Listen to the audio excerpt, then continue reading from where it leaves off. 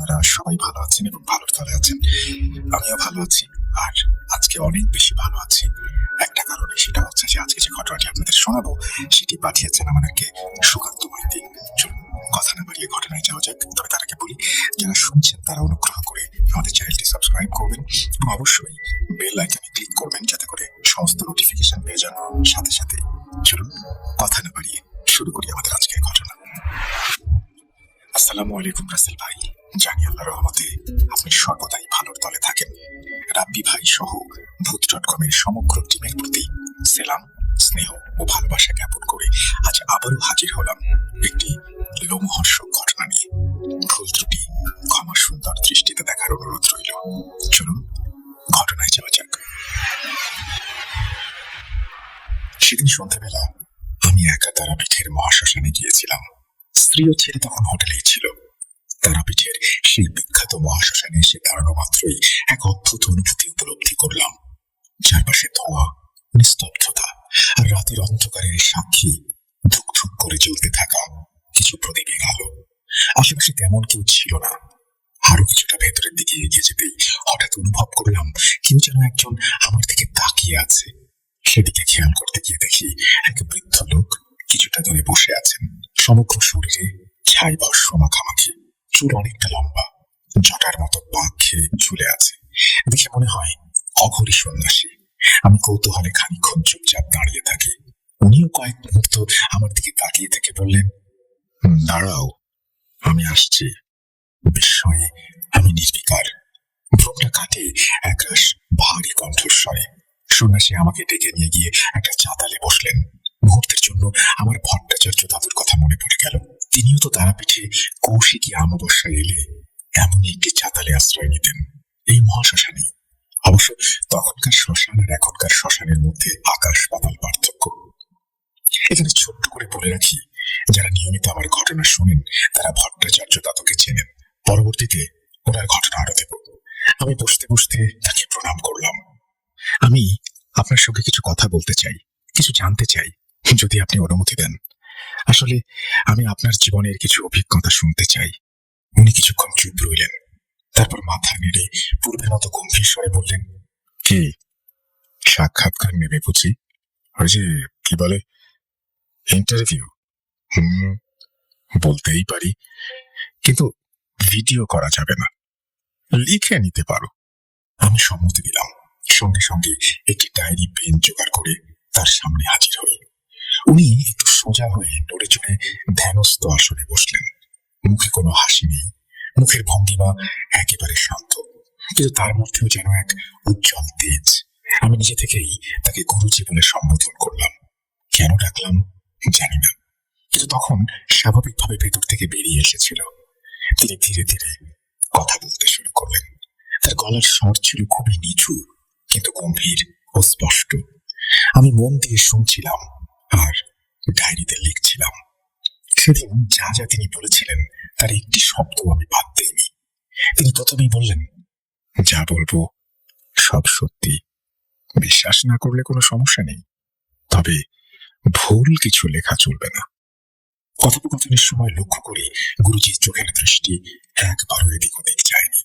যদিও মনে হচ্ছিল কখনো উনি আমার দিকে তাকিয়ে আছেন, আবার কখনো শূন্যের দিকে তাকিয়ে কথা বলছেন। আমি একদম চুপ করে বসেছিলাম। চারপাশটা তখন ধোয়ার চাদরে মোড়া। বাতাসে কিছু একটা পোড়া গন্ধ ভেসে আসছিল।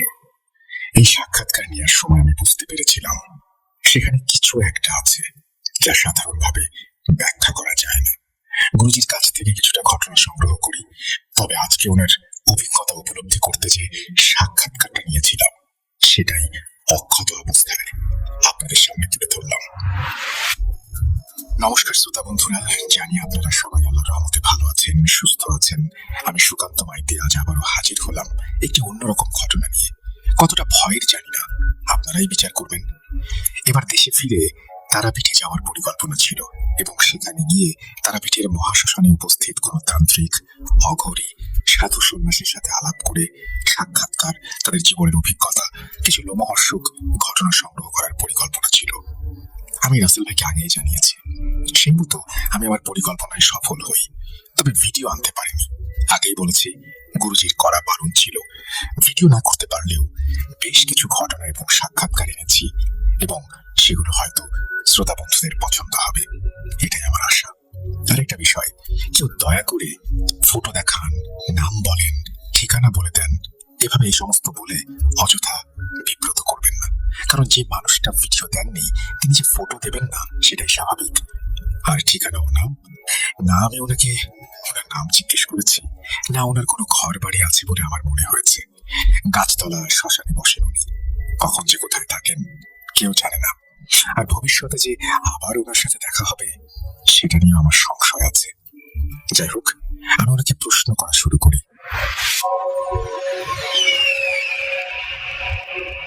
আচ্ছা গুরুজি, সেই প্রথম দিনটার কথা মনে আছে? ঠিক কবে, কিভাবে আপনার ভেতরে অদৃশ্য ডাকটা আপনি শুনতে পেলেন? মানে সাধনার যে পথ আপনি বেছে নিয়েছিলেন তার শুরুটা কোথা থেকে? আমার সাধনার শুরুটা হয়েছিল অনেক ছোটবেলায়। নির্দিষ্ট করে দিনক্ষণ বলতে পারবো না, আর এসবের মানেও পুরোপুরি বুঝতাম না।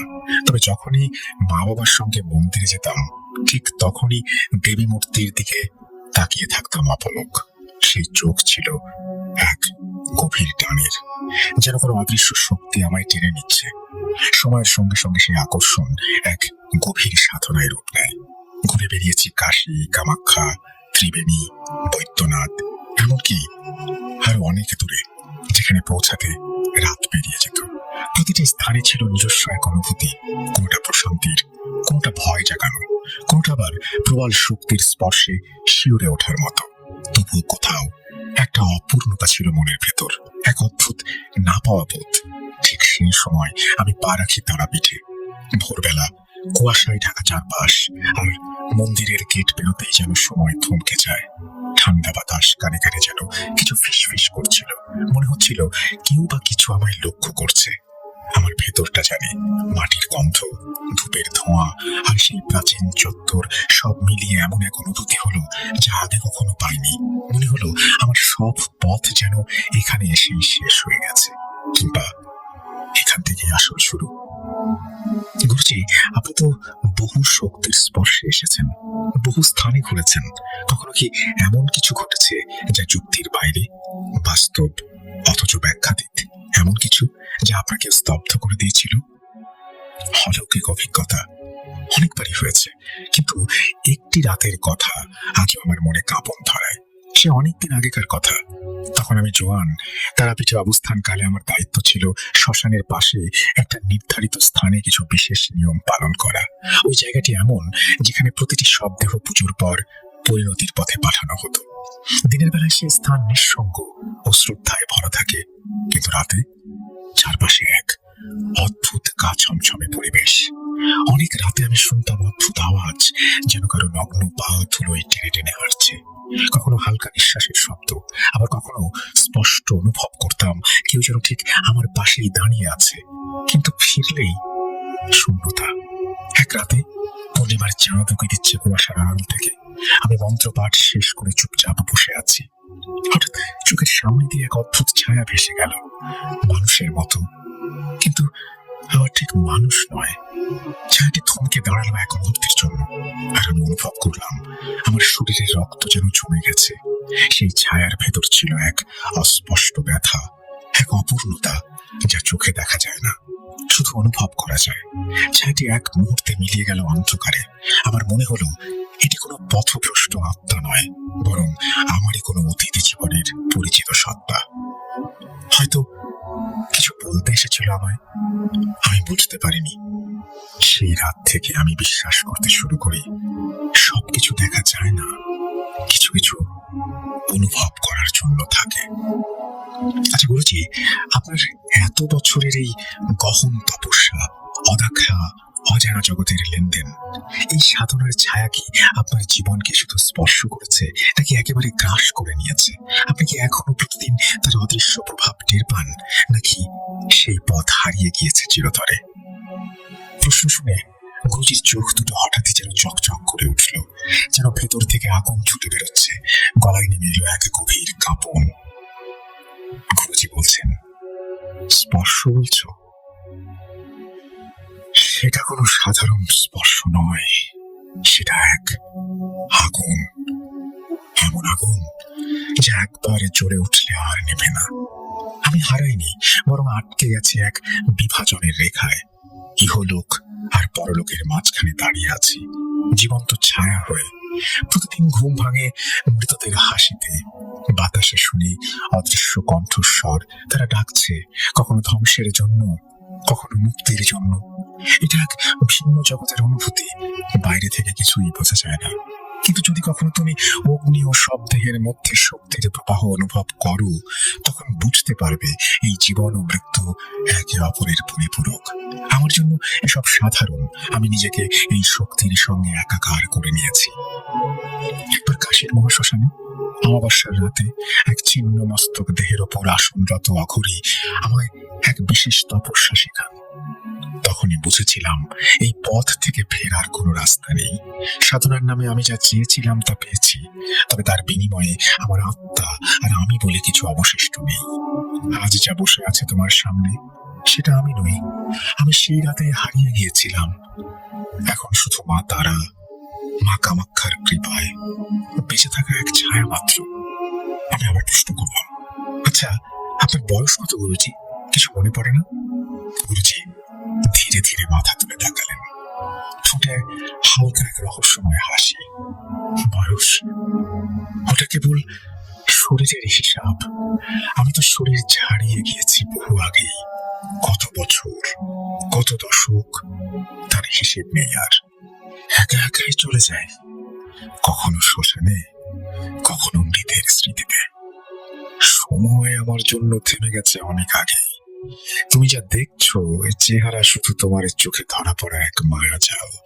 আমার প্রকৃত বয়স তোমার কল্পনার বাইরে।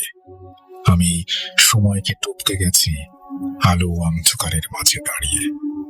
আপনি তো দেশের নানা শক্তিপীঠে ভ্রমণ করেছেন, কামাখ্যা মন্দিরেও নিশ্চয়ই গিয়েছেন।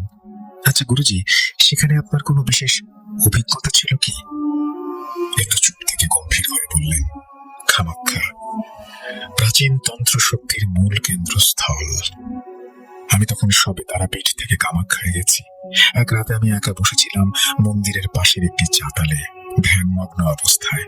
হাওয়া ছিল অস্বাভাবিক শীতল, যেন মৃতদের নিঃশ্বাস বয়ে চলেছে। রাতের স্তব্ধতা হঠাৎ করে ভারী হয়ে উঠল। আশেপাশের বন জঙ্গল নিস্তব্ধ হয়ে যেন শ্বাসরোধ করে তুলেছিল। ঠিক তখনই দেখি এক নারী ধীরে ধীরে মন্দিরের দিকে এগিয়ে আসছে। সাদা শাড়ি, খালি পা, মাথা নিচু, মুখ ঢাকা।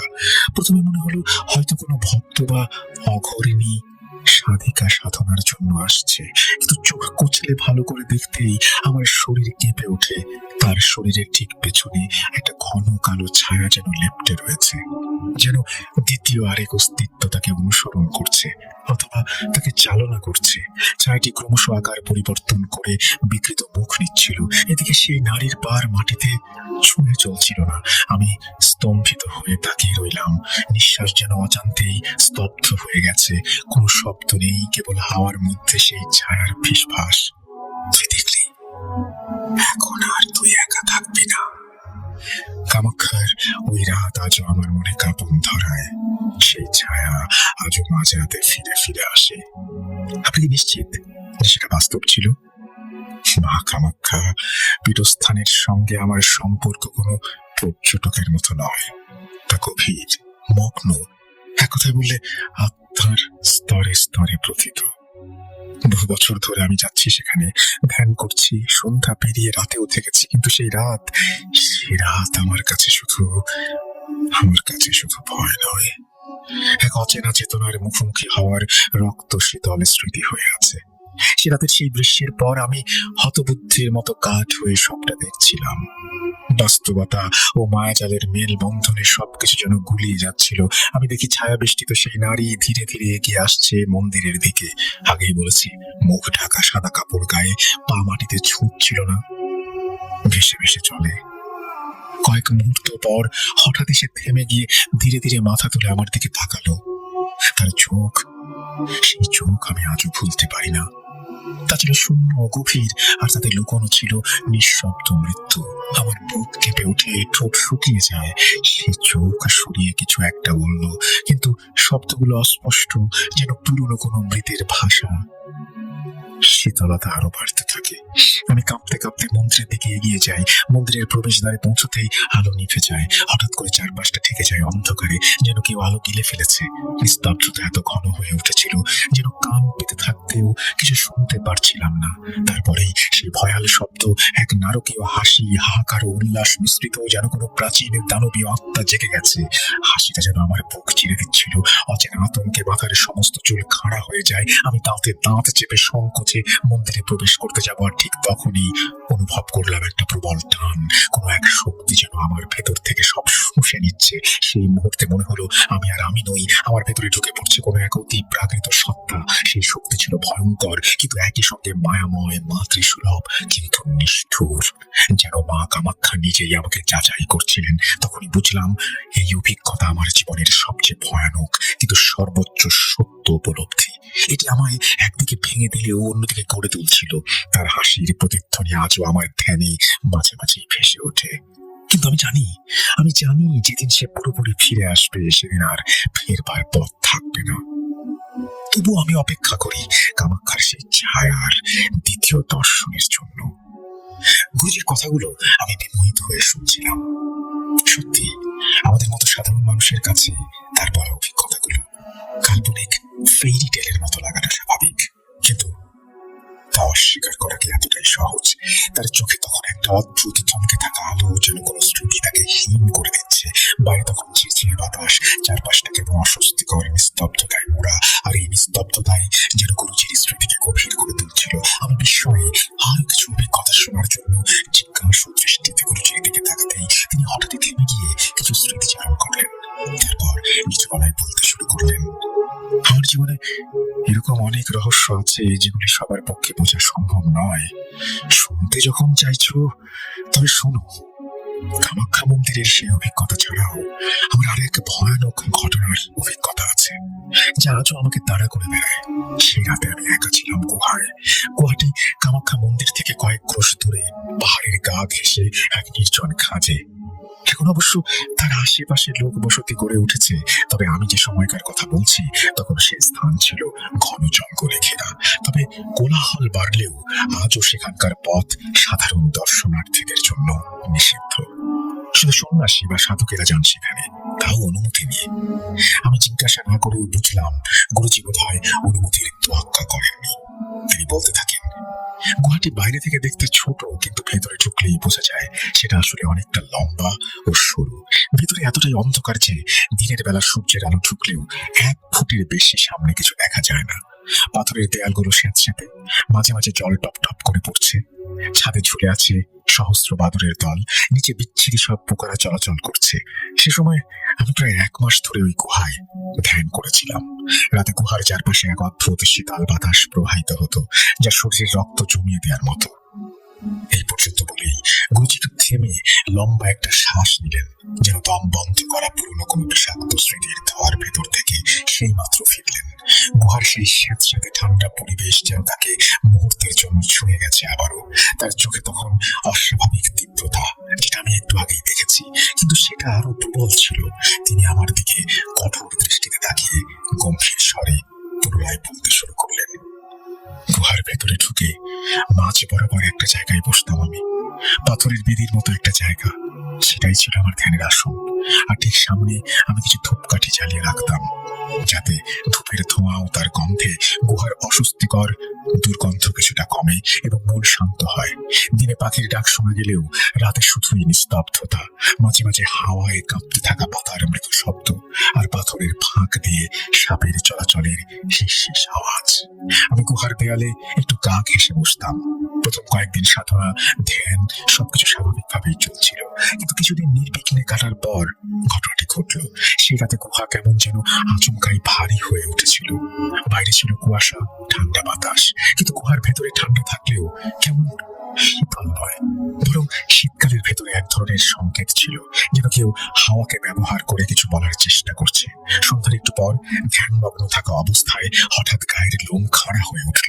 অনুভব করলাম কেউ একজন গুহার মুখে দাঁড়িয়ে। আমি চোখ বন্ধ রেখে বুঝলাম সেই জায়গায় কেউ এসেছে।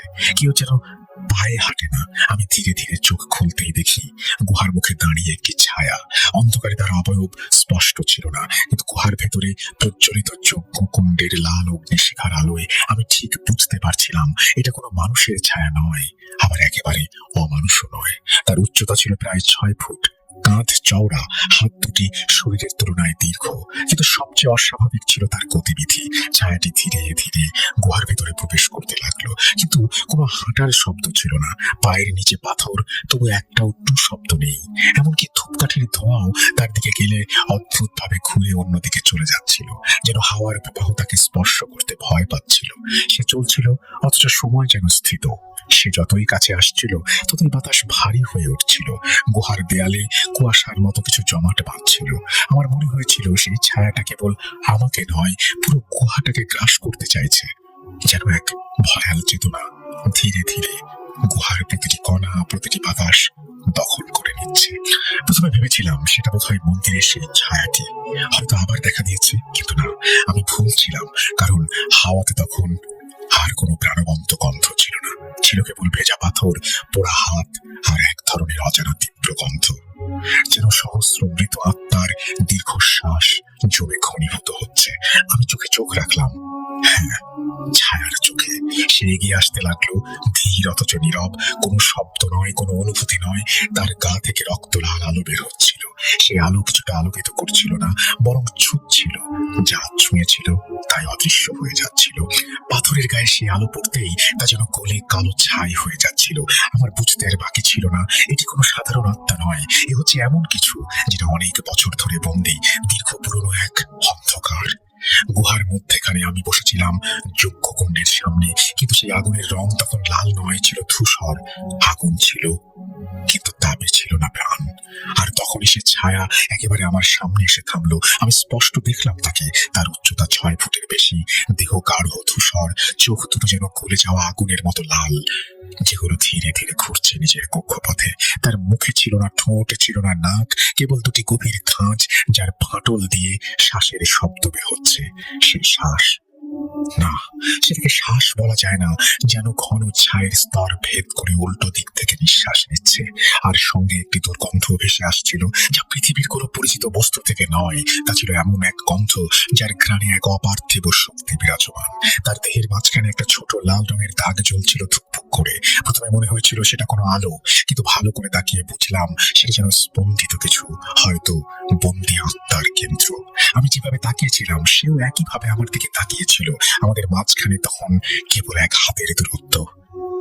এক মুহূর্তের জন্য আমার মনে হয়েছিল আমি জীবিত নই। না, আমি তখনও নিঃশ্বাস নিচ্ছিলাম, কিন্তু আমার ভেতর কিছু একটা নড়ে চড়ে উঠছিল, যেন আত্মা তার জায়গা থেকে সরে গেছে, কেবল শরীরটা বসে আছে। ঠিক সেই মুহূর্তে ছায়াটি হঠাৎ মাথা একটু কাত করে, তার ডান হাতটা আমার দিকে বাড়ায়। হাতটি মানুষের মতো নয়, তবু হাতের মতোই ছিল। আঙুলগুলো লম্বা, হাড় বেরোনো, আর সেই হাড়ের ভাঁজে ছিল ঘন লাল চূর্ণ, যা বাতাসে ছড়িয়ে যাচ্ছিল। সে যতক্ষণে আমার কাছাকাছি এসে থামলো, ততক্ষণে আমার মুখ শুকিয়ে কাঠ হয়ে গিয়েছিল। তখন আমার যুবক বয়স, সেই বয়সে আমার অবুঝ মন দিক বিদিক হারিয়ে চিৎকার করতে চাইলেও গলা দিয়ে শব্দ বের হচ্ছিল না। হাত পা অবশ, চোখ স্থির, শুধু মাথার ভেতর একটা ভারী চাপ অনুভব করছিলাম। আমার শরীর এক ঝটকায় কেঁপে উঠলো, কারণ তার হাত আমার মাথার দিকে বাড়ানো। আমি আর বসে থাকতে পারলাম না, নিজে নিজে উঠে দাঁড়াতে চেষ্টা করলাম, কিন্তু পারলাম না। শরীরের নিয়ন্ত্রণ যেন আমার নেই। আমার মাথা নিচু, চোখ স্থির, অথচ মনে মনে মা কামাক্ষার নাম স্মরণ করার চেষ্টা করছি। কিন্তু আমার কণ্ঠ তখন স্থির, শব্দহীন, জিভ ঘুরে গেছে। ঠিক সেই মুহূর্তে হঠাৎই পেছন থেকে বাতাস বয়ে এলো। সেই বাতাস যেন কানে কানে কিছু বলে গেল। তখনই শুনলাম একটা আওয়াজ, না, কানে নয়, মাথার ভেতরে, যেন কেউ আমায় আমার মগজের ভেতরে ঢুকে চিৎকার করে বলছে, তুই এখানে ধ্যান করছিস, কিন্তু এই জায়গা আমার অধীনে, এটা তোর স্থান না। এই কথা শোনার সঙ্গে সঙ্গেই আমার শরীর যেন আতঙ্কে জমে যেতে লাগলো। আমি জানতাম এখন পালানো সম্ভব নয়। আমি দুর্বল হই, তাহলে ও আমার আত্মার অধিকার নেবে। আর ভেতরের ভয় তখন অসহনীয় হয়ে উঠছিল। তবু আমি মনের জোর হারাইনি। মা কামাক্ষার জপ শুরু করি মনে মনে, কিন্তু জিভ নড়ছে না, জিভে শব্দ হচ্ছে না। গুহার বাতাস থেমে গিয়েছে ততক্ষণে। এমনকি ধূপকাঠির ধোঁয়াও আর নড়ছিল না, যেন স্থির হয়ে দাঁড়িয়ে আছে। সেই ছায়ার স্বাভাবিক চোখ নেই মানুষের মতো, তবে আমি জানি তার দৃষ্টি সর্বক্ষণ আমার ওপর। ঠিক তখনই আমার গলার রুদ্রাক্ষের মালাটি হঠাৎ গরম হয়ে ওঠে। সেই মালাটি কেদারনাথে গুরুদেব আমায় পরিয়ে দিয়েছিলেন, আমার সেবায় সন্তুষ্ট হয়ে আশীর্বাদ স্বরূপ আমায় দিয়েছিলেন। এই বলে গুরুজি তার গলার ছাই ভস্য মাখা এক গুচ্ছ মালার ভেতর থেকে একটি কালচে ধূসর রঙের রুদ্রাক্ষের মালা বের করে আমাকে দেখালেন। মালাটা একটু অদ্ভুত রকমের, সাধারণ রুদ্রাক্ষের চেয়ে একটু বড় দানা। যাই হোক, গুরুজি বলতে থাকেন, রুদ্রাক্ষের মালাটি গরম হওয়া মাত্র আমার ঘোরটা খানিকটা কেটে যায়। আমি নড়ে চড়ে বসলাম, দূর দৃষ্টিতে তাকালাম তার দিকে। সঙ্গে সঙ্গে অবয়বটির শরীর থেকে হঠাৎই আগুনের মতো লাল ছায়া বেরোতে শুরু করলো। ধোঁয়ার সঙ্গে মিশে গিয়ে গুহার ছাদ ছুঁয়ে ফেললো। বাইরে তখন প্রবল বাতাস বইছে, যেন ঝড় উঠেছে। গুহার বাইরে শেয়ালের ডাক, পাথর পড়ার শব্দ আর বাতাসের হুঙ্কার একসঙ্গে মিশে এক অদ্ভুত শব্দ তৈরি করেছে। তখনই আমি মা কামাক্ষার কৃপায় গুরুদেবের দীক্ষিত একটি গোপন মন্ত্র জপ করতে শুরু করলাম।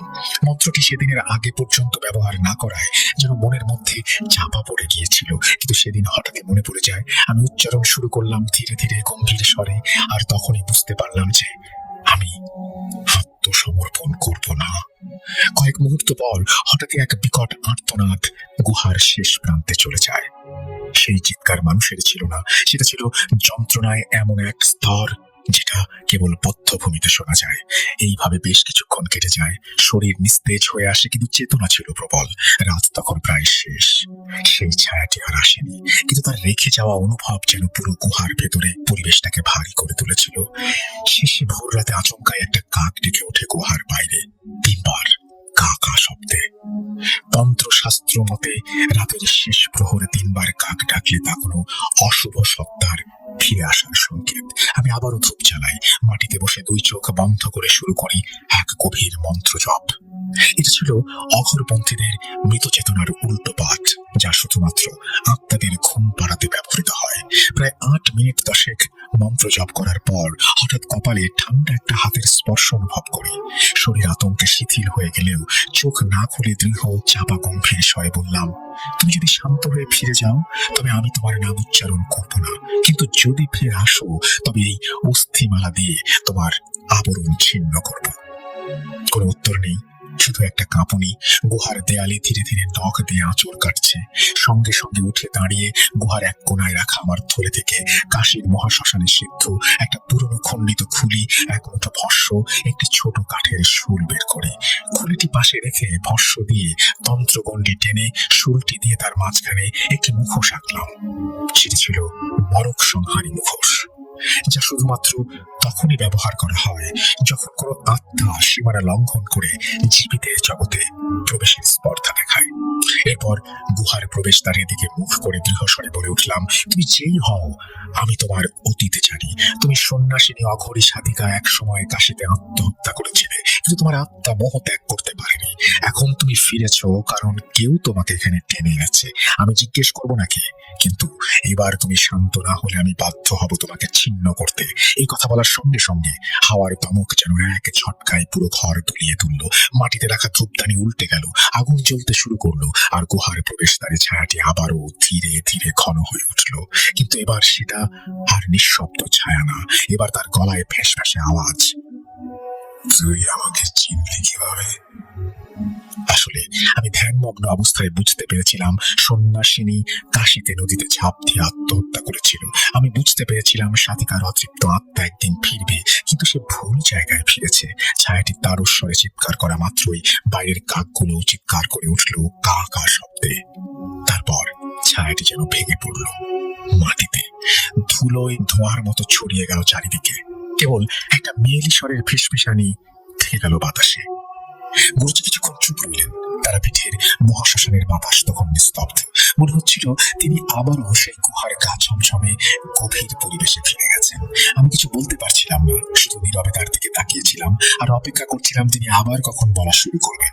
বেশ কিছুটা সময় পেরিয়ে গেলে তিনি ধীরে ধীরে চোখ বন্ধ করে একটা দীর্ঘশ্বাস ফেলে নিচু স্বরে বললেন, ছায়াটি তখন আর কিছু করেনি। তার শরীর থেকে উঠে আসা ধোঁয়া ধীরে ধীরে গুহার প্রাচীন পাথরে মিশে যেতে থাকে। অথচ আমি অনুভব করেছিলাম সে যায়নি, সে সেখানেই আছে, যেন এক অদৃশ্য দৃষ্টি, উপস্থিতি, যেটা চোখে না দেখলেও অনুভব করা যায়। আমি বুঝতে পারছিলাম ছায়াটি চলে গেলেও তার একাংশ হয়তো আমার ভেতরে ঢুকে গেছে। আমার পায়ের নিচে তখন মাটি ছিল না, বরং মনে হচ্ছিল যেন আমি অচেনা কোনো স্তরে দাঁড়িয়ে আছি, যেখানে বাস্তব আর অতি প্রাকৃত এক সূত্রে গাঁথা। আমি কোন রকমে উঠে দাঁড়ালাম, পায়ে বল পাচ্ছিলাম না, তবু মাথা ঠান্ডা করে দেয়ালের সাহায্য নিয়ে ধীরে ধীরে গুহা থেকে বেরিয়ে আসি। বাইরে তখন আলোর রেখা দেখা যাচ্ছিল, পূর্বের আকাশে রক্তিম আবিরে রাঙায়িত, কিন্তু সেই আলো সেই হাওয়া কিছুই আমাকে স্বস্তি দিচ্ছিল না। মনে হচ্ছিল আমি কোনো কিছুকে জাগিয়ে ফেলেছি। গুহা থেকে বেরিয়ে এসে একবারও পেছনে তাকাইনি, একবারও না, কারণ আমি অনুভব করেছিলাম যদি তাকাই তবে আমি তাকে আবারও দেখব, অথবা সে আমায় টেনে নিয়ে যাবে। আমি ফিরে যাই কামাখ্যার মূল মন্দিরে, যেখানে আর এক গুরুদেব আমাকে সময় দিয়েছিলেন, বলেছিলেন গভীর তমস্যা যখন জেগে ওঠে তখন শুধু আলো নয়, যে সত্তাও ফিকে হয়ে যায়। সেই ঘটনার পর থেকে আমার ধ্যান সাধনায় এক অদ্ভুত পরিবর্তন আসতে লাগলো। আমি অনেক সহজে মন্ত্র উচ্চারণ করতে পারতাম, চেতনা স্থির রাখতে পারতাম, কিন্তু সেই রাতের পর ধ্যানের গভীরে পৌঁছানোর আগেই হঠাৎই অস্থিরতা দেখা দিত। মনে হতো কেউ আমার শ্বাসের সাথে মিলেমিশে যাচ্ছে, আমার চারপাশে হাঁটছে, অথচ দেহ নেই। মাঝে মাঝে ধূপ জ্বালালেও সেই ধোঁয়ার গতিপথ বদলে যেত, যেমনটা হয়েছিল গুহায়। রাত যত গভীর হতো আমি ততই বুঝতাম আমি একা নই। কয়েক সপ্তাহ পর আমি হরিদ্বার চলে যাই। গঙ্গার ধারে এক আশ্রমে থাকতাম, সেখানেও রাতে মাঝে মাঝে জেগে উঠতাম ঘরের কোন এক ছায়া দেখে। প্রথমে ভেবেছিলাম মনের ভ্রম, কিন্তু এক রাতে একজন সাধক এসে আমায় আমার ঘরে দাঁড়িয়ে বললেন, তোমার পেছনে অদ্ভুত কিছু লেগে আছে, দৃষ্টির বাইরের কিছু, কিন্তু শক্তিশালী। আমি ভয় পেলাম না, কারণ আমি জানতাম ভয় পাওয়া মানেই ভয়কে আমন্ত্রণ জানানো। আমি শুধু মাথা নুইয়ে বললাম, জানি। তিনি বললেন, সব আত্মা বশ হয় না, কিছু কিছু আত্মা শুধু ছায়ার মতো লেগে থাকে, যতদিন না তার কষ্ট থেকে সে মুক্তি পায়, আর যাকে খুঁজছে তাকে পায়। তুমি তার একটা মাধ্যম হয়ে গেছো। সেই কথাটা আজও আমার মনে গেঁথে গেছে। এরপর আমি বহু জায়গায় ঘুরেছি, কখনো কৈলাস, কখনো কাজিরাঙ্গার জঙ্গলে, কখনো দক্ষিণের 18 শিব মন্দিরে, কিন্তু ছায়াটা যেন আমার সঙ্গেই থেকেছে, একটা নির্দিষ্ট দূরত্ব বজায় রেখে, নিঃশব্দে, অদৃশ্যে। রাতে যখন আমি একা থাকি, বিশেষ করে যখন বাতাস নিঃশব্দ হয়, তখন আমি বুঝতে পারি যে আমার বাঁ পাশে মাঝে মাঝে অনুভব করি ঠান্ডা একটা হাওয়া এসে আমার কানের কাছে থেমে গিয়ে কিছু বলতে চাইছে। আবার মাঝে মাঝে অনুভব করি কেউ আমার নাম ধরে ফিসফিস করে ডাকছে, অথচ আশেপাশে কেউ নেই। আর সবচেয়ে ভয়ঙ্কর ঘটনা ঘটেছিল তারও বেশ কয়েক বছর বাদে। তখন আমি অন্ধ্রপ্রদেশের এক পাহাড়ি অঞ্চলে এক তান্ত্রিক উৎসব উপলক্ষে গিয়েছিলাম। রাতে এক নির্জন স্থানে ধ্যান করছিলাম, এমন সময় উপলব্ধি করলাম আমার পেছনে কিছু অদৃশ্য শক্তির হুটপুটির শব্দ। আমি চোখ না খুলে ধ্যানস্থ অবস্থায় টের পেলাম আমার পেছনে সেই পরিচিত ছায়াটি অপর দিক থেকে আসা দুটি কালো ছায়ার কুণ্ডলীর ন্যায় বিশাল অবয়বকে আটকানোর চেষ্টা করছে আমার সাধনা স্থলে আসা থেকে। তখনই হাওয়ায় সেই চেনা গন্ধ ভেসে আসলো, সেই গন্ধ যা এই জগতের নয়। আমার শরীর তখনও কাঁপেনি, কারণ আমি ততদিনে অভ্যস্ত, কিন্তু সেদিন আমি বুঝে গিয়েছিলাম ধীরে ধীরে আমাকে ঘিরে ফেলছে, আবদ্ধ করছে সে এক বেড়াজালের মতো। আমার ছায়ায়, আমার নীরবতায়, আমার নিঃশ্বাসে মিশে গেছে যেন। সেবার আমি অন্ধ্রপ্রদেশ থেকে ফিরে এসে আমার গুরুদেবের পুরনো এক বন্ধুর সাথে দেখা করে তাকে বিষয়টি জানিয়েছিলাম। আসলে ততদিনে আমার গুরুদেব দেহ রেখেছেন। গুরুদেবের বন্ধু ছিলেন অনেক অভিজ্ঞ এক অঘরী, কাশীতে তার নিবাস। উত্তরে তিনি কেবল কয়েকটা শব্দই উচ্চারণ করেছিলেন, তুমি তাকে মুক্ত করনি, বরং তার বেদনা শোষণ করেছ, তাই সে তোমায় পথের পাথেয় করেছে।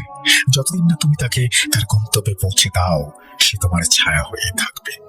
তোমার কোনো ক্ষতি সে করবে না, উল্টো কোনো বিপদ এলে সে ঢাল হয়ে থাকবে। এরপর থেকে আমি বুঝে গিয়েছিলাম ওকে আর তাড়ানো যাবে না। আমি তাই আর পালিয়ে বেড়াই না, বরং মাঝে মাঝে মনে হয় হয়তো এই অন্ধকারই আমার প্রকৃত সাধনা, হয়তো আমি তার মুক্তি বা ধ্বংসের মাঝে কোনোটা হব, তা নির্ধারিত হয়নি এখনো।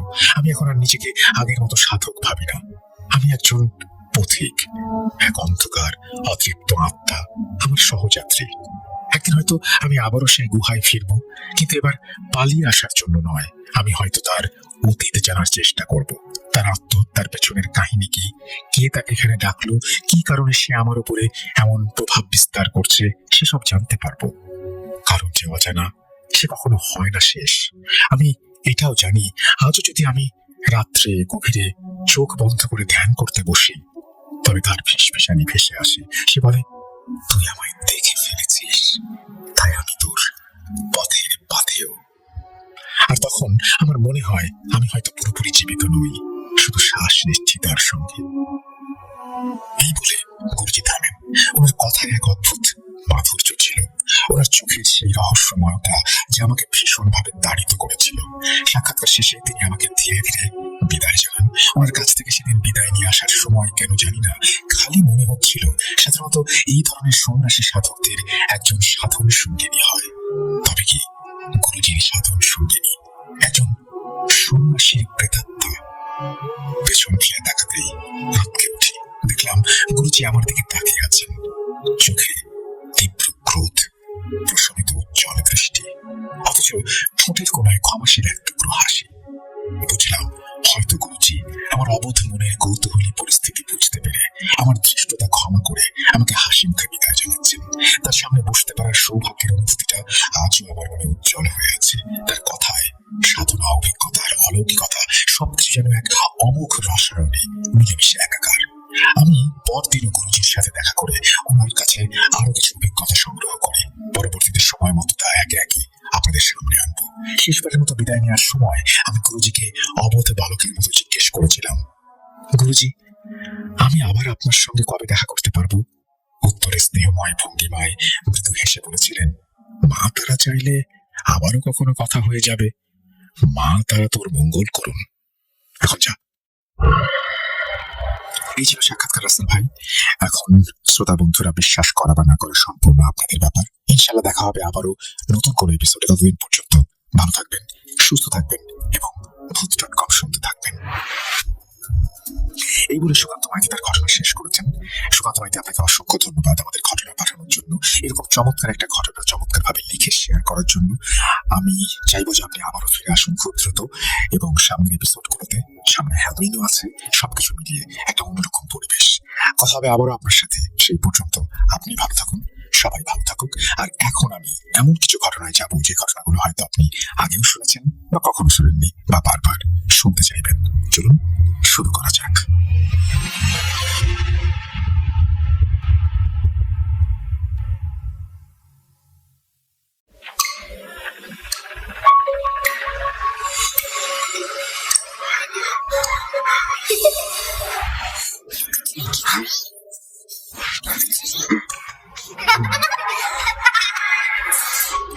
তুমি নিকা, আমি ঠিকই তোমাকে খুঁজে পাবো।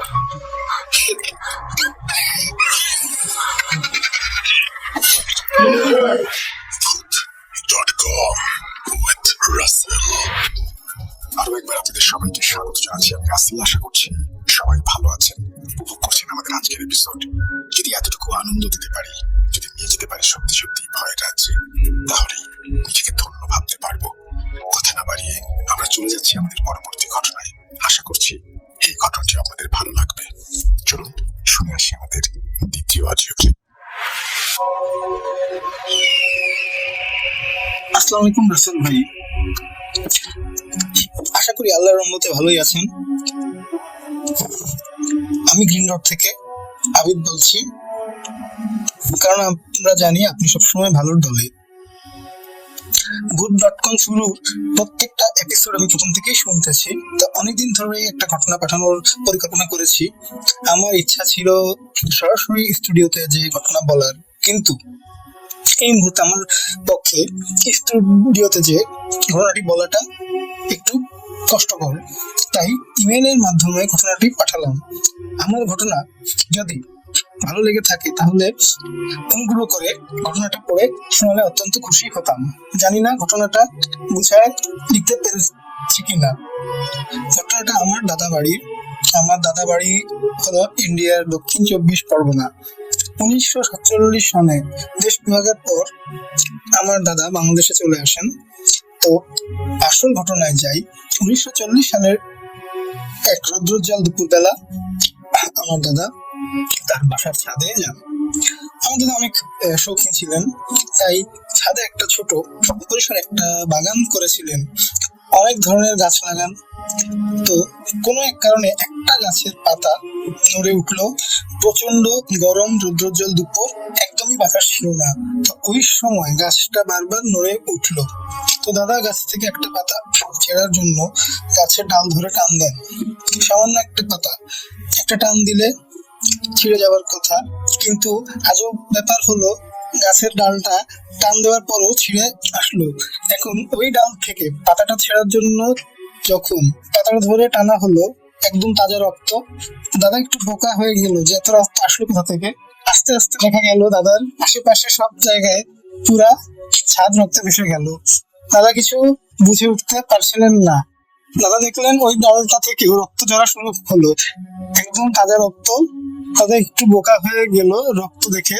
আস্তে আস্তে দেখা গেল দাদার আশেপাশে সব জায়গায় পুরা ছাদ রক্তে ভেসে গেল। দাদা কিছু বুঝে উঠতে পারছিলেন না। দাদা ভয় পেয়ে গেলেন। তড়িঘড়ি করে ছাদ থেকে নেমে বাসায় ঢুকে পড়লেন। কাউকে কিছু বললেন না, রুমে যে শুয়ে পড়লেন। চিন্তা করতে লাগলেন এটা কি হলো। আমার দাদি কাপড় মেলার জন্য দাদাকে ছাদে যেতে বললো। দাদা বললেন তার শরীরটা ভালো না। দাদি বললেন গাছের ডালটা ভাঙা, ঠিক হয় নাই। দাদা চিন্তা করলেন তিনি তো কাউকে কিছু বলেন নাই, তাহলে দিদা কিভাবে জানলো। দিদা ইন্ডিয়ার থেকে আসার সময় ওই গাছটা নিয়ে আসেন। ওই গাছটার উপর একটা বড়দিনের আসর ছিল। তো দাদি ওই জিনটাকে চলে যেতে বললেন। জিনটা কিছু শর্ত দিল, একটা আস্ত খাসির মাথা, 4টা মুরগি, 2 কেজি চাল ও গাছটার সামনে রেখে আসতে বললো, আর 3 দিন সময় চাইলো। ঠিক 3 দিন পর জিনটা চলে গেল। এই ছিল আমার দাদির সাথে ঘটে যাওয়া ঘটনা। ঘটনাটা যদি ভালো থাকে তাহলে ঘটনাটা পড়ে শোনালে অনেক কৃতজ্ঞ থাকবো। আমার পক্ষ থেকে ভূত.com এর সকল লিসেনারদের জন্য রইল অনেক শুভকামনা।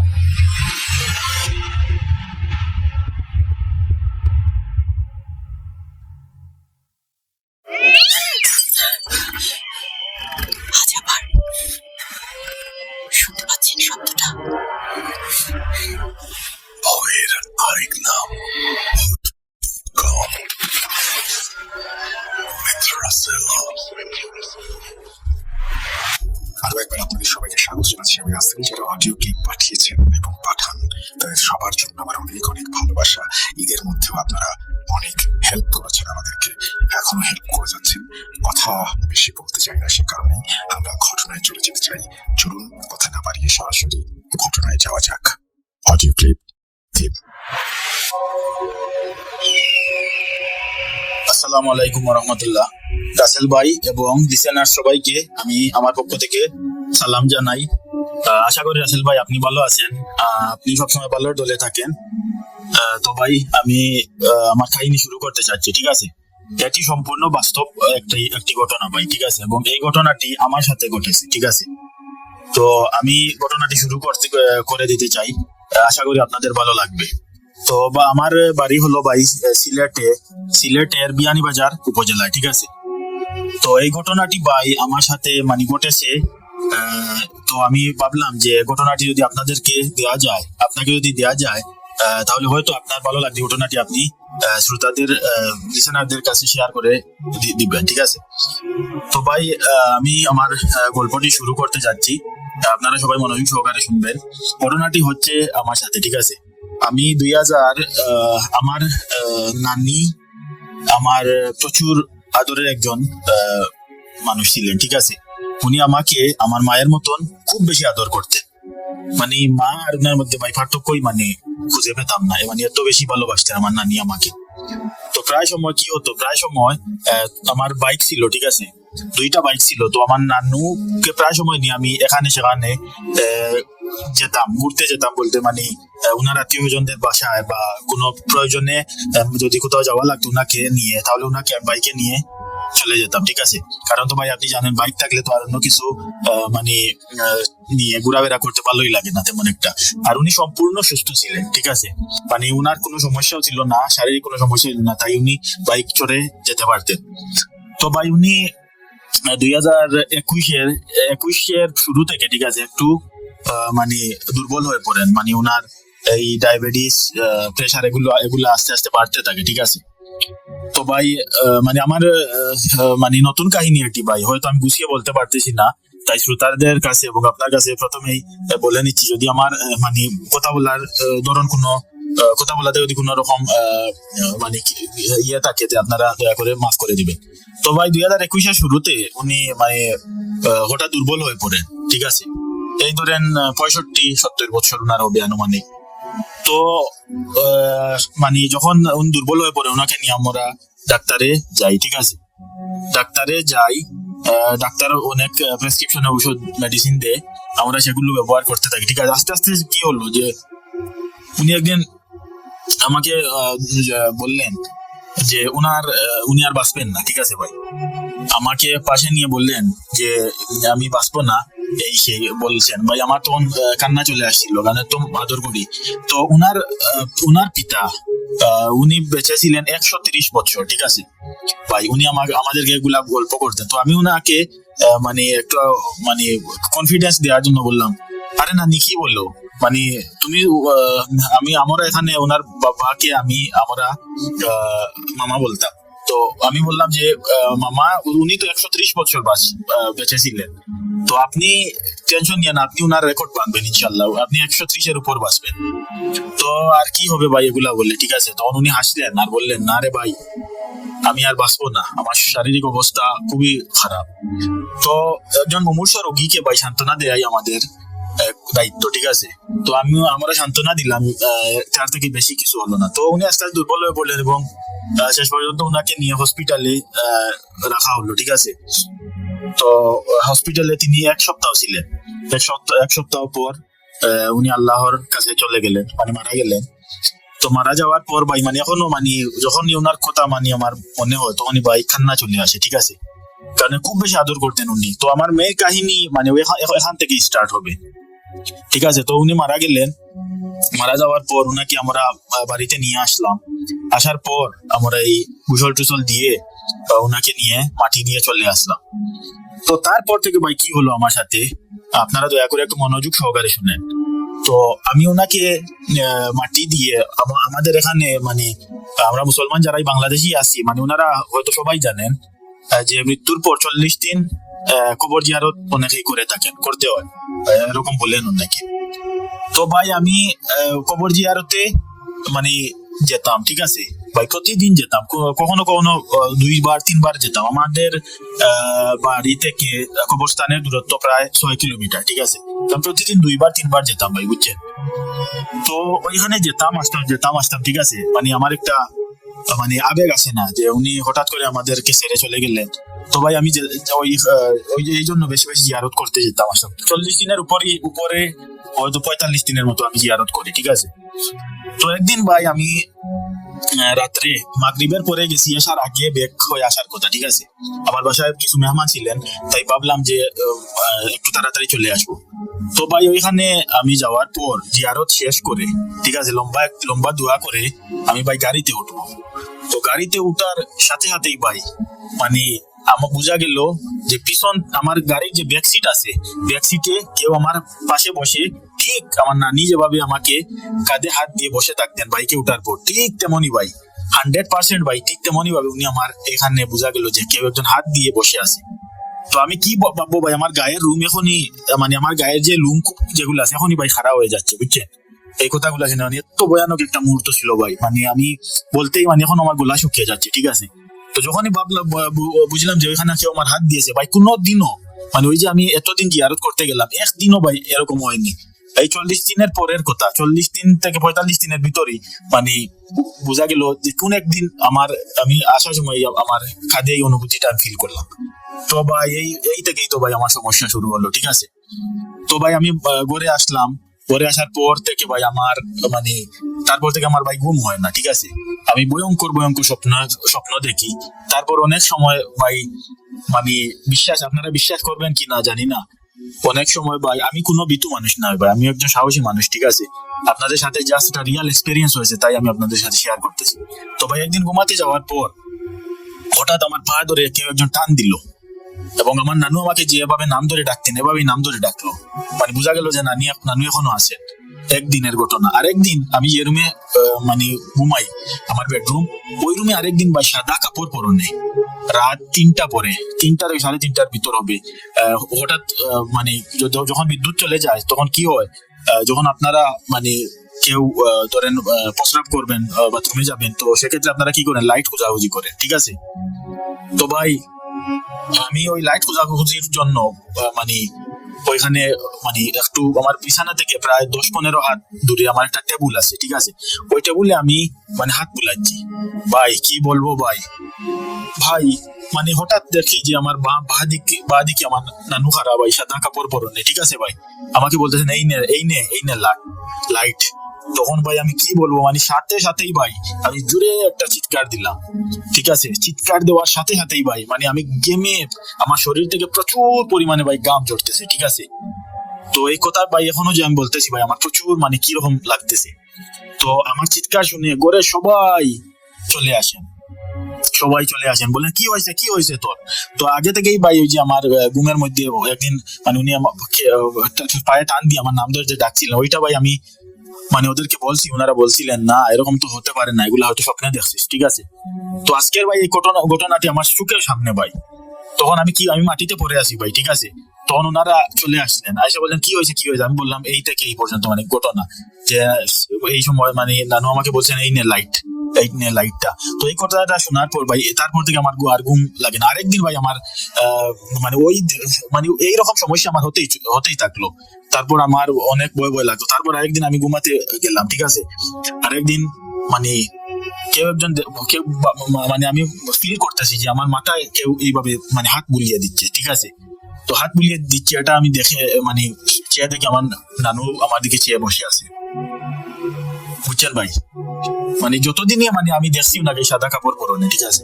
তো আমার মাথায় হাত বুলাচ্ছেন আর বলছেন ঘুমিয়ে যা, আমার দিকে চেয়ে আছেন। আমি যখনই ভাই দেখলাম আমি জোরে একটা চিৎকার দিলাম ভাই, ঠিক আছে। তো ভাই এই থেকে মানে কি হলো, মানে আমি অনেক হুজুর ভালো তারপর থেকে আমি সর্বপ্রথমই আমি হুজুরদের কাছে যাই, ঠিক আছে। তো হুজুরদের কাছে যাওয়ার পর মানে হুজুরে আমাকে মানে বললেন যে আচ্ছা ঠিক আছে ইস্তেখারা করেন। কয়েকজন হুজুরের কাছে গেছিলাম, এই তেল পরে দিছেন, পানি পরে দিছেন, মানে ওইগুলা ব্যবহারের জন্য ভাই কাজ হয়নি, ঠিক আছে।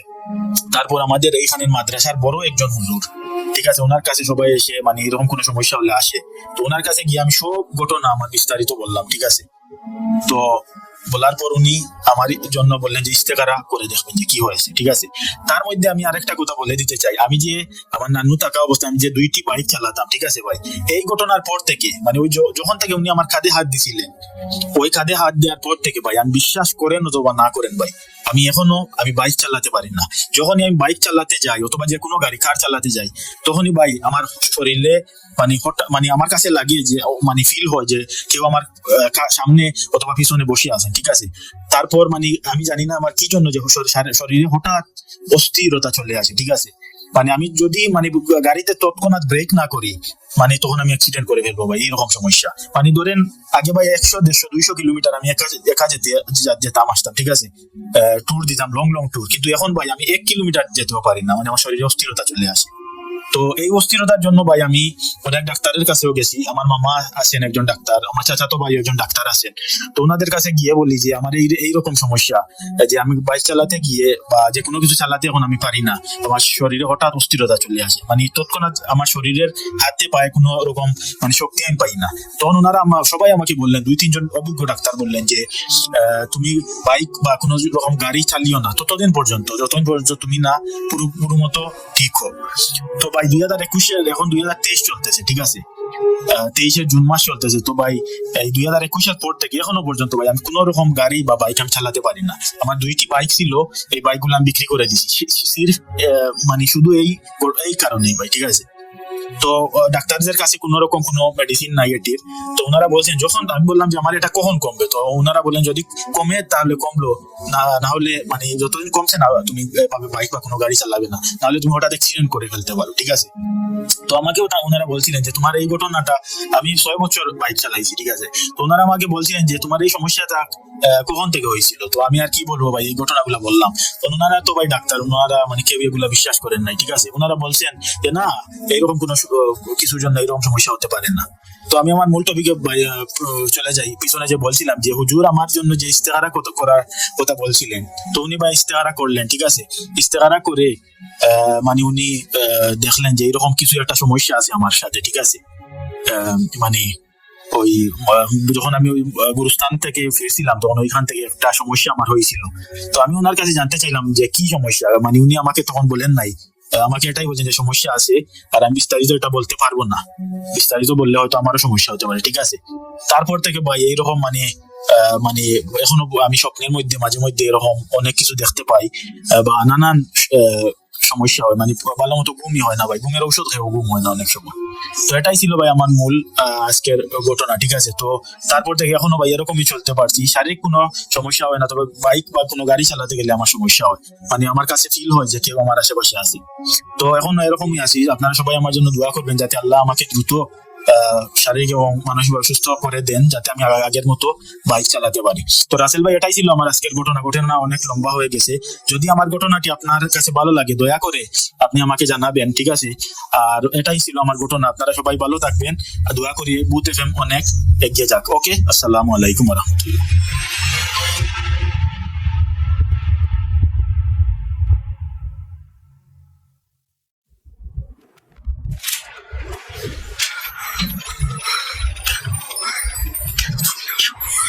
আমি শুধু তোমার সাথেই থাকতে চাই।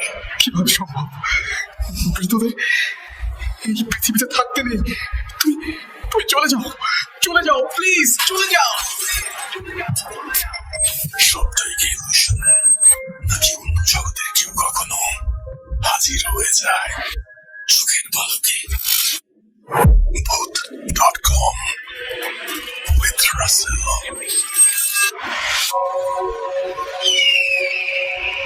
হ্যালো রাসেল ভাই, আসসালামু আলাইকুম। আমি মুকসিদুল, বর্তমানে আন্ডারগ্রেড করছি Khulna university of engineering and technology, KUET থেকে। তো আমি বেশি ভূমিকা করবো না, সরাসরি মূল ঘটনাতে চলে যাচ্ছি।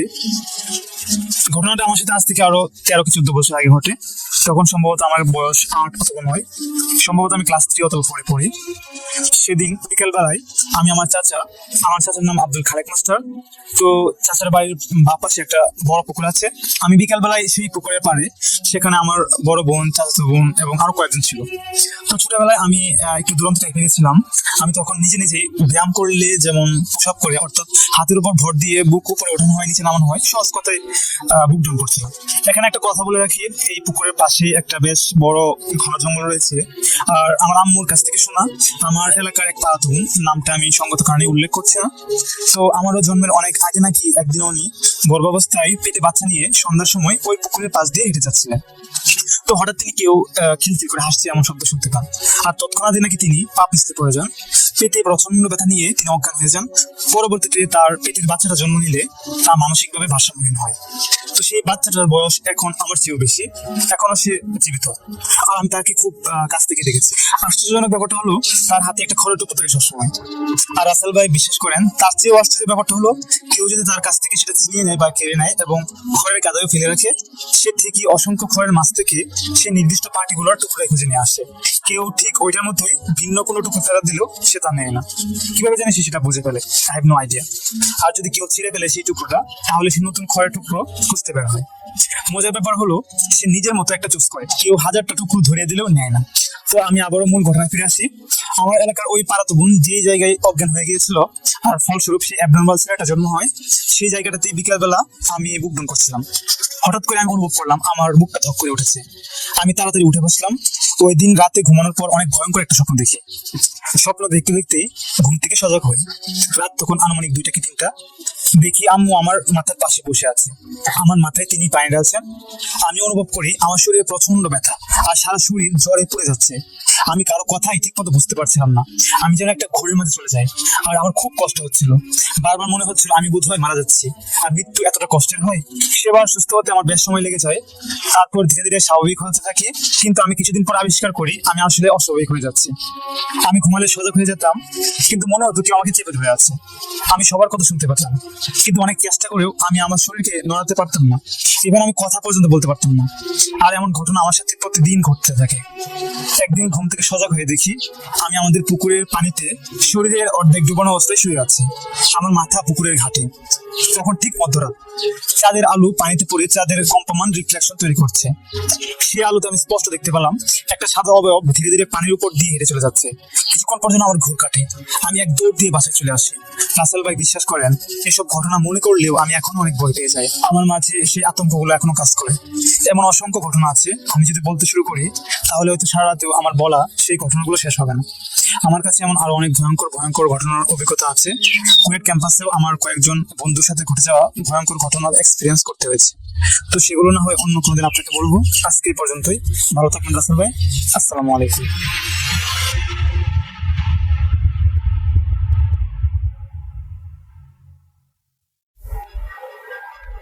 Spirit, be here with me.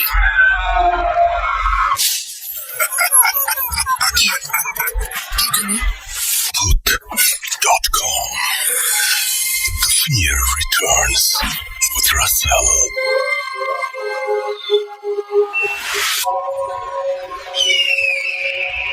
আসসালামু আলাইকুম রাসেল ভাই, আশা করি ভালো আছেন। আমি জানি আপনি সবসময় ভালো দলে থাকেন, তাই আর জিজ্ঞেস করলাম না কেমন আছেন। আমি শাকিল আহমেদ, বলছি রাজশাহী জেলার বাগমারা থানার হরিপুর গ্রাম থেকে। এটি আমার ভূত.com-এ পাঠানো দ্বিতীয় ঘটনা। এর আগে একটি ঘটনা পাঠিয়েছিলাম, সেটি আপনি প্রচার করেছিলেন, সেই জন্য অন্য একটি ঘটনা পাঠাচ্ছি। যাই হোক, বেশি কথা না বাড়িয়ে আমি আমার ঘটনায় চলে যাই। এবারের কোরবানির ঈদে গ্রামের বাসায় গিয়েছিলাম। একদিন আসরের নামাজ শেষে মসজিদে কিছুক্ষণ বসেছিলাম। হঠাৎ আমাদের মসজিদের মুয়াজ্জিন সাহেব প্রতিবেশী সম্পর্কে দাদা হচ্ছেন, তার সাথে কুশল বিনিময় হলো। অনেকদিন পর দেখা, তিনি অনেক খোঁজ খবর নিলেন এবং গল্প করতে লাগলেন। কথায় কথায় তিনি এক পর্যায়ে বললেন আমাদের গ্রামের এক অজানা ভৌতিক রহস্যময় ঘটনা। তিনি আমাকে যেভাবে বলেছেন আমিও ঠিক সেইভাবে বলার চেষ্টা করছি। এই ঘটনাটি অনেক আগের, আজ থেকে প্রায় 60-70 বছর আগের ঘটনা হবে। তিনি সঠিক সময়ের কথা বলতে পারেননি, তবে আনুমানিক বলেছেন। বিধায় যাদের সাথে ঘটনা ঘটেছে তাদের সঠিক নামও বলতে পারেননি। ঘটনাটি লিসেনারদের বোঝার সুবিধার্থে আমি কিছু ছদ্মনাম ব্যবহার করছি। আমাদের গ্রামের একটি জায়গা ছিল উঁচুভিটা, এলাকায় দরগাভিটা নামে পরিচিত। সেখানে লোকমুখে নানান ভৌতিক ঘটনার কথা শোনা যায়। সেখানে একটি নিম গাছ ছিল। সেই নিম গাছটি যে জমিতে ছিল সেখানে অনেক কয়েকজনের জমি ছিল একত্রে। ওইখানে একজন প্রভাবশালী লোকের জমিও ছিল। সেই লোকের নাম লালু মিয়া। তিনি সেই গাছটি জোর করে দখল করে নেন এবং বিক্রি করে দেন। ওখানকার অনেক ঘটনা মানুষের মুখে প্রচলিত ছিল, সেই জন্য আশেপাশের কেউ কোনো কাঠুরিয়া গাছটি কাটতে চাচ্ছিল না। সেই জন্য গাছটি কাটার জন্য অনেক দূর থেকে, পাবনা থেকে একদল কাঠুরিয়াকে নিয়ে আসা হয়। কাঠুরিয়ারা গাছটি কাটছিল। কাটার এক পর্যায়ে প্রায় শেষ গাছটি কাটা, এমন এক সময় কাঠুরিয়াদের মধ্যে একজনের মুখ দিয়ে রক্ত উঠতে উঠতে তিনি সেখানে মারা যান। এই ঘটনা পুরো এলাকা ছড়িয়ে যায়। ভয়ে গাছটি কেউ আর সেখান থেকে নিয়ে যায়নি। সেই মৃত ব্যক্তিকে তার সাথে আসা কাঠুরিয়ারা নিয়ে চলে যায়। তার কিছুদিন পর আমাদের গ্রামের এক লোক, তার নাম আব্দুল কাদের, তখনকার মানুষেরা ঢেকিতে ধান ভাঙা দেন। তিনি সেই গাছ দিয়ে ঢেকি বানাবেন ভেবে সেই গাছটি ঢেকি তৈরি করার জন্য নিয়ে আসেন। গাছের গুঁড়ি নিয়ে আসার পরে তিনি ঢেকি তৈরি করেন এবং এ পর্যন্ত তাদের সাথে কোন রকম ঘটনা না ঘটলেও বিপত্তি ঘটে। ওই ঢেকি দিয়ে যখন তার বড় মেয়ে ধান ভাঙাতে গেছেন, হঠাৎ থেকে পা পিছলিয়ে পড়ে যায়। তার পায়ে অনেক ব্যথা পায় এবং তিনি কোনোদিন আর উঠে দাঁড়াতে পারেননি। অনেক কবিরাজ ডাক্তার দেখিয়েছেন, তারপরও কোনো ফল পাননি। তিনি পরবর্তীতে প্রতিবন্ধী হয়ে যায়। আব্দুল কাদের ভয়ে সেই নিম গাছ দিয়ে বানানো ঢেকি তাদের বাড়ির বাহিরে ফেলে রাখেন। সেখান থেকে মনসুর আলী নামের এক ব্যক্তি তিনি সেই ঢেঁকিটি বাসায় নিয়ে যান এবং তাদের সাথেও সেম একই ঘটনা ঘটে। পরে এই দুই ঘটনা লোকসম্মুখে চলে আসলে সেই নিম গাছের তৈরি ঢেঁকি নিয়ে পুরা গ্রামে আতঙ্ক ছড়িয়ে পড়ে। সেই গাছ কি করবে ভেবে না পেয়ে ফেলে রাখে বাসার বাইরে। তার কিছুদিন পর আমাদের গ্রামের আবুল মিয়া নামের এক ব্যক্তির বিয়ে ছিল। তো বিয়ের অনুষ্ঠানের জন্য ধান সেদ্ধ করতে হবে, সেই জন্য নিম গাছের বানানো ঢেঁকি নিয়ে আসে যে এই গাছের ঢেঁকির জন্য এত কাহিনী, সেই গাছ পুড়িয়ে ফেলবে। সেই ভেবে এক লোককে খড়ি বানানোর জন্য কাজে নেয়। সেই লোক যখন খড়ি বানাচ্ছিল, খড়ি বানানোর সময় কোড়ালের লোহার অংশের মাঝখান দিয়ে দুই ভাগে ভাগ হয়ে যায়। এক ভাগ এসে যেই লোক খড়ি বানাচ্ছিল তার পায়ে এসে লাগে। কয়েকদিন পর যেই পায়ে কোড়ালের অর্ধেক অংশ লাগে সেই জায়গায় অনেক ফুলে যায় এবং সেই লোকের পায়ের ওই অংশে পছন্দ ধরে যায়। এদিকে বিয়ের ধান সিদ্ধ করার জন্য খড়ি বানানো যেটুকু বাকি ছিল তাদের বাড়ির লোকজন মিলে সেটুকু বানিয়ে নেয়। দুদিন পর ধান সিদ্ধ করার সময় যখন ওই সেই নিম গাছের ঢেঁকির থেকে বানানো খড়ি চুলায় দিয়ে আগুন লাগিয়ে দিয়েছে, হঠাৎ কিছুক্ষণ পর হাঁড়ির তলা থেকে ধান পড়ছে। তো চুলার আগুন বন্ধ করে হাঁড়িটি নিচে নামানো হয় এবং নিচে দেখা যায় যে হাঁড়ির নিচে 3 থেকে 4 ইঞ্চির মতো জায়গা ফাঁকা হয়ে গেছে। এমন ভাবে হয়েছে কেউ দেখলে মনে করবে গোল বৃত্তে করে কিছু দিয়ে কেটেছে এবং সেই জায়গা দিয়ে ধান পড়ে যাচ্ছিল। তো কিছুক্ষণ পর চুলার ছাই সব উপরে উঠানোর পর হাঁড়ি থেকে খুলে যাওয়া অংশ আর খুঁজে পাওয়া যায়নি। বলে রাখা ভালো হাঁড়িটি ছিল পিতলের, সেই খুলে যাওয়া টুকরা আগুনে পুড়ে যাওয়া সম্ভব না। এই ঘটনার পর গাছটি যেই ভিটা ছিল খড়িগুলা সেই ভিটা রেখে যায়।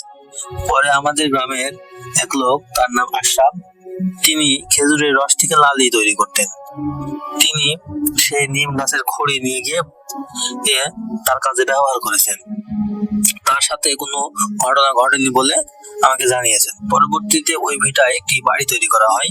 তাদের সাথে অনেক রকমের ভয়ঙ্কর ঘটনা ঘটেছে বলে শোনা যায়। সেই বাড়ির লোকদের একটা গরু সেখানে মারা গেছে এমন শোনা যায় এবং তাদের বাড়িতে কোনো রকম পিঠা বা অনুষ্ঠানের আয়োজন করা হলে বাড়ির পেছনে সেই জায়গাতে রেখে আসতে হয়। তাছাড়া তাদের বাড়ির কাউকে না কাউকে মেরে ফেলার চেষ্টা করা হয় বা রাত্রে তাদের বাসায় অনেক অত্যাচার করা হয়। এইভাবে তাদের এখন পর্যন্ত খাবার দিয়ে আসতে হয় এবং তিনি বলেছেন ঘটনাটি 100% সত্য ঘটনা। মসজিদে বসে ঘটনাটি আমার সাথে শেয়ার করেছেন, আর মসজিদে বসে কেউ মিথ্যা কথা বলবে বলে আমি মনে করি না। এই ছিল রাসেল ভাই আমার ঘটনা। বলার মাধ্যমে, ভাষার মাধ্যমে কোনো রকম ভুল ত্রুটি হলে ক্ষমার দৃষ্টিতে দেখবেন। ভালো থাকবেন রাসেল ভাই। আল্লাহ হাফিজ। আসসালামু আলাইকুম। তো এই ছিল আমাদের আজকের এপিসোড। আশা করছি আপনাদের ভালো লেগেছে, কতটুকু আনন্দ দিতে পেরেছি চাই না, তবে চেষ্টা করেছি প্রাণপণ। যদি ভালো লাগে অবশ্যই আমাদেরকে জানাবেন, ভালো না লাগলেও আমাদেরকে জানাবেন। আমরা আজকের মতো বিদায় নিচ্ছি, আবারও ফিরে আসবো। ভালো থাকুন, সুস্থ থাকুন, মোস্ট ইম্পর্টেন্টলি ভূত.com এর সাথে থাকুন। আল্লাহ হাফিজ।